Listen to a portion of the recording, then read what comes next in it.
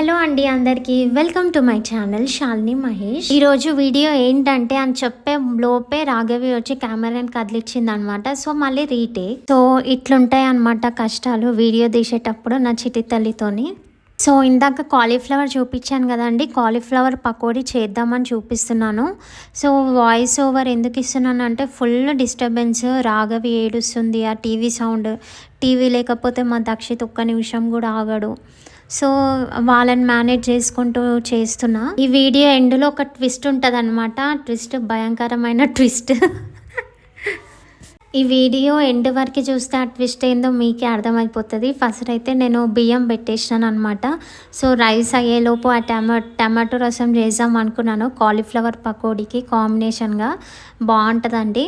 So first అయితే టమాటోలు తీసుకొని కట్ చేస్తున్నాను. అండ్ నేను ఎక్కువ టమాటో రసమే ప్రిఫర్ చేస్తానండి లంచ్లోకి, ఎందుకంటే పిల్లలు ఇష్టంగా తింటారు టమాటో రసము. ఇంకా మా రాఘవి 18 monthsే ఉంది కాబట్టి కారం తినదు. సో కారం ఇంకా అలవాటు చేయలేదు. నేను అలవాటు చేయలేదంటే అందరు అలవాటు చేయి అంటారు, కానీ వాళ్ళు తినాలి కదా పిల్లలు అన్నప్పుడు, కొంచెం కారం వేస్తుంది కదా వాళ్ళకి. సో అందుకే నేను ఎక్కువ కారం పెట్టాను. సో ఈ దక్షిత్కి అయితే ఇంకా సున్నితం చేస్తుండే, బట్ ఇప్పుడు రాఘవి ఏంటంటే కొంచెం కారం ఉన్నా కూడా తింటుంది అనమాట.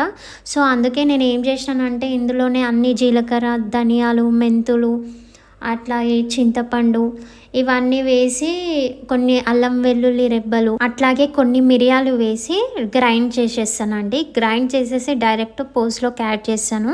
సో చాలామంది టమాటో రసం ఎట్లా చేస్తాడంటే టమాటోలను ఉడకబెడతారు కదా. సో ఉడకబెట్టి దాన్ని ఆవిరిపోయి వాటర్ ఇంకిపోయి అది ఉడికిన తర్వాత దాన్ని రసం తీసి తోలును పడేస్తారండి. నాకైతే నో యూజ్ అనిపిస్తుంది, ఎందుకంటే ఫైబర్ మొత్తం పడేస్తే మనకి ఏమొస్తుంది. సో నేను అందుకే అట్లా ప్రిఫర్ చేయను, డైరెక్ట్ మిక్సీలోకి వేస్తాను అనమాట. సో నాకు ఈ ప్రాసెస్ కొంచెం ఈజీ అనిపిస్తుంది ఆ ఉడకబెట్టే దానికంటే. సో మీరు కూడా ఒకసారి ఇలా ట్రై చేయండి. సో ఈ విధంగా ఫైన్ పేస్ట్ అయితే అయిపోతుందండి. సో లాస్ట్లో ట్విస్ట్ అని చెప్పిన కదా, ఆ ట్విస్ట్ గురించి ఇప్పుడు చెప్తానండి. యాక్చువల్గా మార్నింగే నా వర్క్ అంతా కంప్లీట్ అయిపోయింది. సో బ్రేక్ఫాస్ట్ కోసం పూరి చేసినుండే. సో అప్పటికి టైం 10 అవుతుంది అనమాట. సో రాఘవి స్నానము, ఆమె బ్రేక్ఫాస్ట్ అంతా అయిపోయింది. సో నేనేం చేసిన అంటే ఫోన్ పట్టుకొని కూర్చున్నా తినిన తర్వాత. సో తిరిగి చూసే దక్షిత్ వచ్చేసిండు, చేయిలో ఫోన్ ఉంది, చూస్తూనే ఉన్న ఫోన్, టైమే తెలియలేదు అస్సలు. టైం వచ్చేసి 12 అయిపోయింది. అండ్ నేను అక్కడ ఎందుకు చూస్తున్నానంటే కెమెరాలో కరెక్ట్ వస్తుందా లేదా అని చూస్తున్నాను మధ్యలో. సో అది అయిపోయిన తర్వాత ఇంకా దక్షిత్ వచ్చేసిండు. సో అప్పుడు నేను మళ్ళీ కొంచెం ఫ్రెష్ అప్ అయ్యి వీడియో అన్నది తీద్దాం ఈరోజు అని చెప్పి స్టార్ట్ చేసిన. సో స్టార్ట్ చేయగానే మధ్యలో ఒక నిమిషానికి ఒకసారి రాఘవి వచ్చి సతాయించడము, అది తీయడము ఇది తీయడము, ఆమెకి నచ్చినవి దక్షిత్ చూడడు టీవీలో, దక్షిత్కి నచ్చినవి ఆమె చూడదు. ఇది ఒక హెడ్ఏక్ అనమాట. సో టీవీ పెట్టన్నా సైలెంట్గా ఉంచుదామంటే అది కాదు నాతోని. అండ్ వీడియో తీసుకుంటూ కుకింగ్ చేయడం అంటే ఈజీ కాదండి. నేను కూడా అనుకుంటుండే ఏముంది లే పెట్టేస్తారు అని, కానీ మనకి హాఫ్ అన్ అవర్లో అయ్యే వర్క్ 1.5 hours పడుతుందండి వీడియో తీసుకుంటూ చేస్తే. అది నాకు ఇప్పుడు అర్థమవుతుంది. అండ్ ఇంకా వీడియో తీస్తే అయిపోయింది కదా అని అనుకోలేము, మళ్ళీ వాయిస్ ఓవర్ ఇవ్వాలి.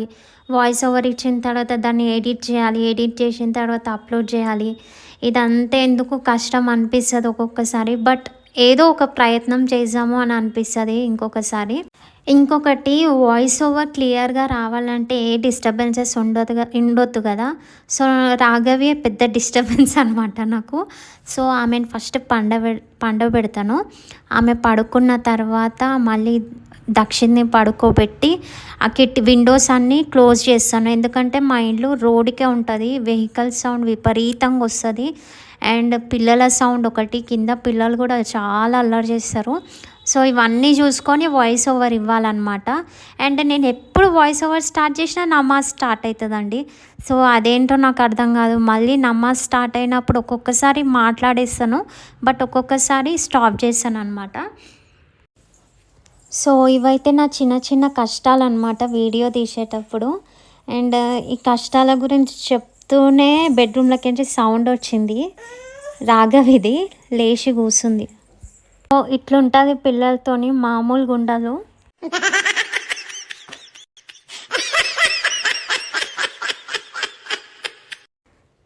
ఇంకా మా రాఘవి సైలెంట్గా కూడా ఉండదండి. దక్షిత్ పడుకుంటే వాడిని డిస్టర్బ్ చేస్తూ ఉంటుంది. సో నేను ఈ వీడియో ఎందుకు చేద్దాం అనుకున్నానంటే, కాలీఫ్లవర్ పకోడీ కొంచెం డిఫరెంట్గా చేసి మీకు చూపిద్దామని అనుకున్నాను.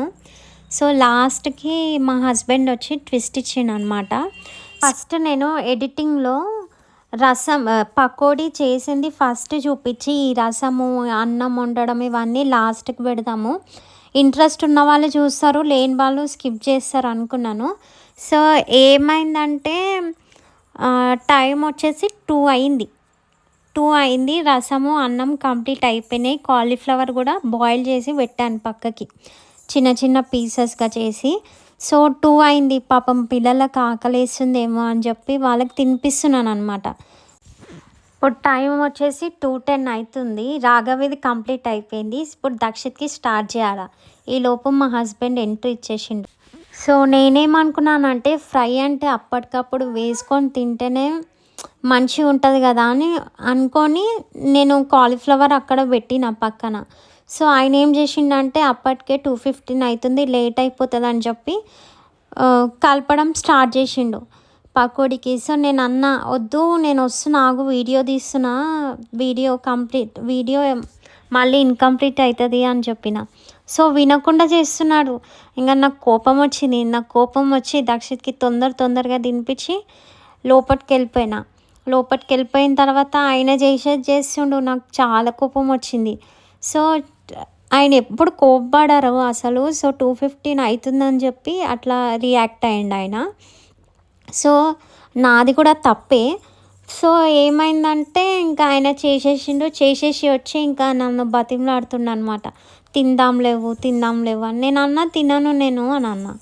సో తినను అని అంటే, ఇంకా నేను తినే వరకు ఆయన తినకుండా అట్టనే కూర్చుండు. ఈ ఆగడం ఏదో, అప్పుడే ఆగితే నేను వీడియో తీసుకుంటుండే కదా అని అన్నా. సో నీకు కొన్ని పక్కన పెట్టినా అని అంటుండు. కాలీఫ్లవర్ పక్కన పెడితే మళ్ళీ ఇంట్రెస్ట్ వస్తుందా, నేను చెయ్యా అని అన్నా. సో ఈ విధంగా ఒక చిన్న గొడవ అయితే అయ్యింది. సో ఆ ట్విస్ట్ ఏంటంటే, మెయిన్ పకోడీయే చూపిద్దాం అనుకున్నా, బట్ పకోడీ చూపించలేకపోయాను. సో ఈ విధంగా వాటర్ని పెట్టుకున్నాను, ఆ కాలీఫ్లవర్ని బాయిల్ చేసుకొని పక్కన పెట్టుకున్నా, బట్ ప్రాసెస్ అన్నది చూపించలేకపోయినా మీకు. ఇప్పుడు ఏంటంటే, రాఘవికి రసం కొంచెం పక్కకు తీసి మా కోసం కారం వేస్తాను. సో అట్లా రసం చేసిన, పప్పు చేసిన, ఫస్ట్ ఆమెకు కొంచెం తీసేసి నెక్స్ట్ కారం మేము యాడ్ చేసుకుంటాం అన్నమాట. సో ఇప్పుడు చేస్తున్నా కాలీఫ్లవర్ కటింగ్. అట్లుంటుంది మనతోని ఒక్కొక్కసారి.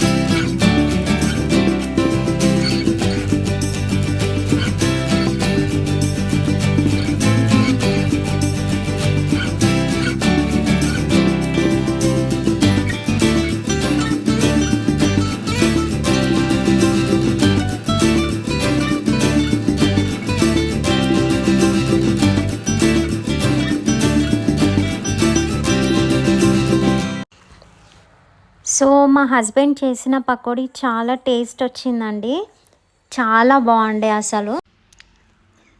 సో ఇదే అండి వీడియో. ఈ వీడియో కనుక మీకు నచ్చినట్టయితే please don't forget to like, share and subscribe to my channel. Thank you. ఇంకొక మంచి వీడియోతో మేము ముందుకు వస్తానండి. ప్లీజ్ సబ్స్క్రైబ్ చేసుకొని వాళ్ళు ఉంటే please do subscribe. Thank you.